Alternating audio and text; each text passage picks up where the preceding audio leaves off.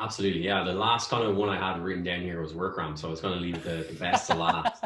Oh, thank Um, you. so we are big users of WorkRamp. I will say, like, I'm always a big believer in like content is king. Without the content first, you will not get people to your like watering hole. Without the water, they're not going to come. So you need to have good content first.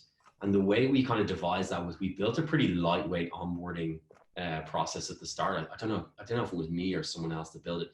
It was pretty hacked together. Like, wasn't great, which we all knew. It was like very quick. We need to get this done. We've got some new hires coming in pretty quickly. And like, lo and behold, the people that came in and were going through WorkRamp were like, this is terrible. There's like repeatable content in there. But what we did do, which I originally planned to do as well, was every new hire that comes through our team is then responsible for updating WorkRamp.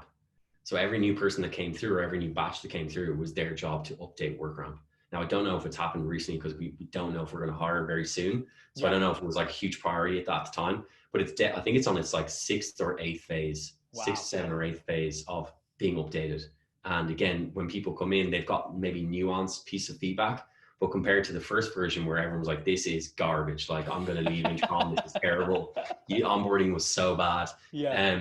It's come like leaps and bounds. And I think, like, to be honest, if you have a team managing that externally, it actually probably creates more work for a lot of people because they have to then go interview all these new hires. Yeah. They have to go and then build the content, then get them to review it again. It doesn't really make sense to me why you would do that for the most part. And one thing that's also really beneficial is like new people want to get involved, right? You're starting a new team. So new people want to get involved in building teams. That's why you hire them as a new person on a small team. So giving them a responsibility like that is something that people actually want to do. It's not like you're giving to them and they're like, this is bullshit. I was supposed to be working on customers every day. You're hiring people that actually want to get involved and actually build things and take that experience with them to other companies. And I love that philosophy. It's back to your Andy Grove philosophy too, right? If you train them right in the beginning, you're going to extrapolate that value for the multiple years they're on your team. And so it's right. It's perfect to get that right during 100%. the onboarding phase, which is huge. 100%. Especially with the role.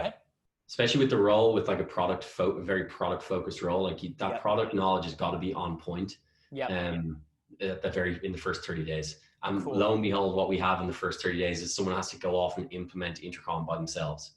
So again, a lot of people that we hired were like, well, I've already done this. So, it was like people that were really kind of stand out would have actually done that by themselves and then come through, maybe done it again with a bit more of the premium features and stuff that they would have got for free from joining Intercom.